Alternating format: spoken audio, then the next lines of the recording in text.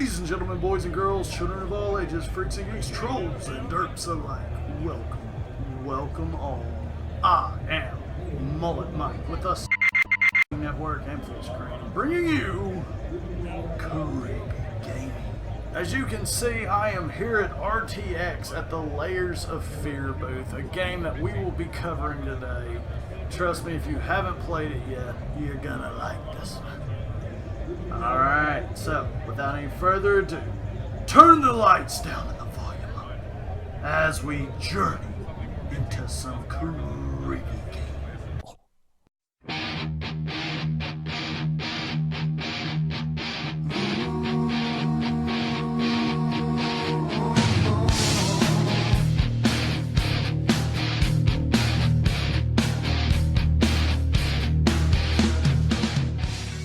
Have you ever had a life-altering event that has left you in emotional distress? Has said event ever made you feel like you were nearing a nervous breakdown? Have you ever felt like you were slowly descending into madness? I do. All the time. It's just kind of a typical Tuesday for old Mullet Mike, really. All kidding aside, Layers of Fear is a game that truly makes you feel like you were going mad. I have made it a point this season to cover some pretty unique horror games, and Layers of Fear definitely falls under that category. Developed by Bloober Team and distributed by Aspyr, this indie title was released back in February 2016. I bought the game almost immediately and I was hooked. Now, before I begin to praise it too much, let me just give you a little background and let you see for yourself what makes this game so creepy.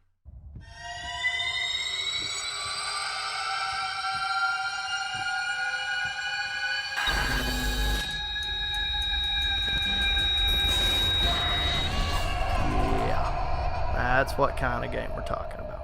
Set in this Victorian-era manor, you play as a painter who is ready to create his magnum opus. He is ready to complete his masterpiece, if you will. The gameplay involves you walking around the mansion looking for art supplies. All seems normal, well and good, right? Wrong. As you journey throughout the manor, you slowly begin to notice things shifting. I should note that this indie title is not a survival horror game, but rather psychological horror. So, think, I don't know, Silent Hill meets Eternal Darkness. So rather than running for your life and hiding in lockers, in this game you simply explore and do a little problem solving. The first level is really pretty tame. Yeah, sure, the creepy tone is set and a few odd things happen. But the first truly disturbing moment, to me anyway, was when the painter finds his first supply. His wife's dried flesh for the canvas. Alright, minor spoilers coming up. Like other great story narratives, nothing is revealed at first. It is only by playing through the game that you slowly begin to learn more about the main character's dark past. Apparently, through flashbacks, we learn that the artist's wife actually used to model for him. She eventually gave birth to their daughter. Once the child was born, he began to neglect his family. From what I gather, the wife eventually takes the child and settles into a new home. Unfortunately, the house catches on fire.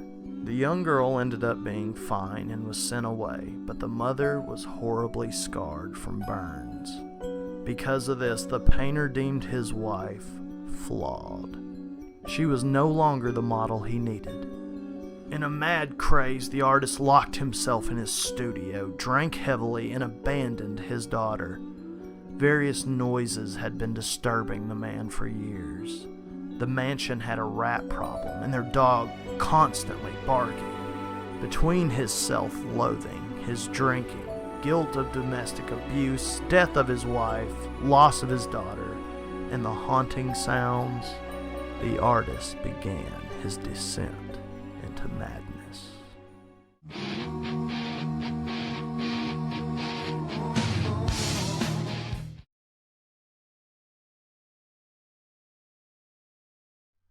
So now that you know the backstory, on to the gameplay.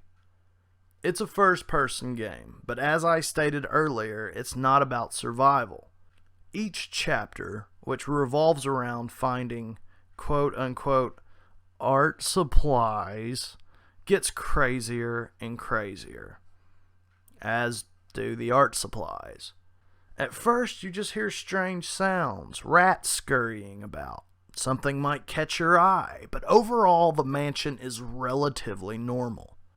Each stage gets worse, though. The house slowly begins to shift, change, and distort, much like the painter's fragile mind. The changes are subtle at first, but before you know it, the manor has transformed into an interdimensional maze. Using particular items or doing certain events will trigger the house to shift again. I don't want to call them puzzles, but it is more like basic problem solving. Now, I'm finding myself having a hard time describing this game to you and really doing it justice, because it's just that bizarre. So, what I'm going to do is just show you a few of my favorite scary moments and narrate over them.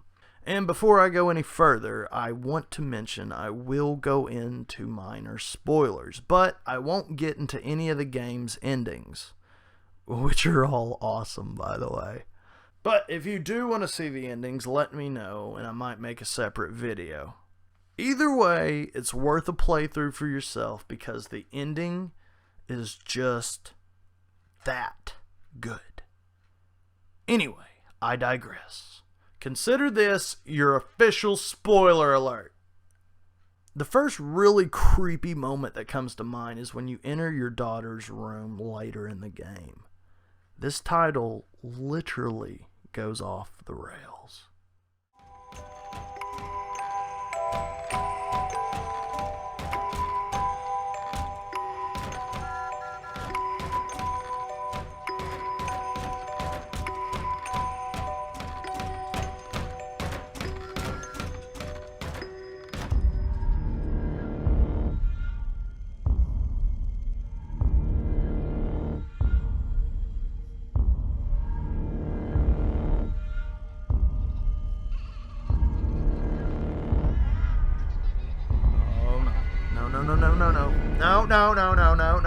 No, God, what was that?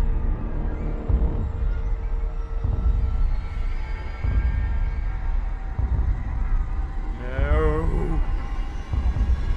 What are you? What's happening? No. Please, no. God, no. Oh, it's a baby doll. It had to be a baby doll. Oh, getting sick. Getting dizzy. Yep, getting dizzy. Gonna throw up. Gonna throw up.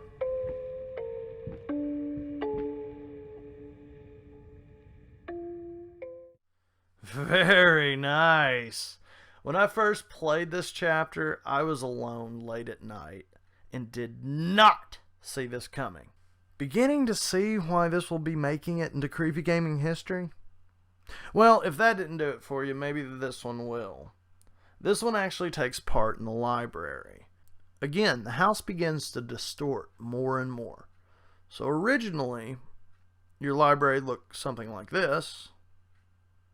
Now, it looks more like this.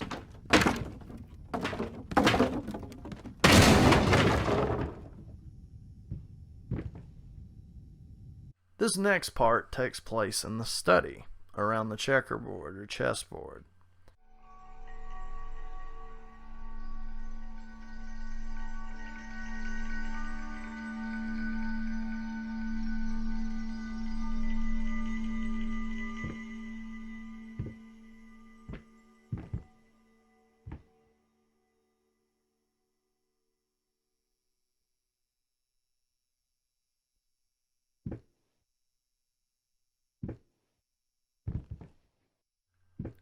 Every time you turn around, the room continues to distort, and even more so than previous chapters.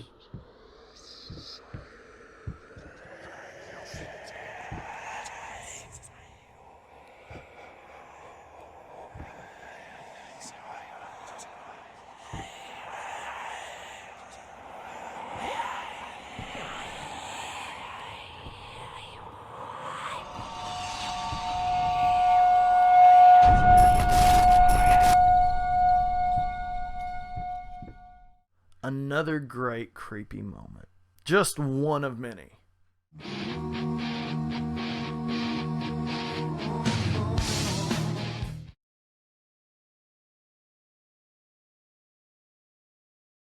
So, what do I think of Layers of Fear? Well, just in case you didn't figure it out, I love it. In all honesty, one of the better horror games I've played in recent history. And I know I say that a lot, but I can't stress it enough. And no, I wasn't paid to say this or promote this. It's my job as a curator of sorts to keep one of my favorite genres, the horror genre, alive. As a matter of fact, you don't know how excited I was that Aspyr had a Layers of Fear booth at RTX this year.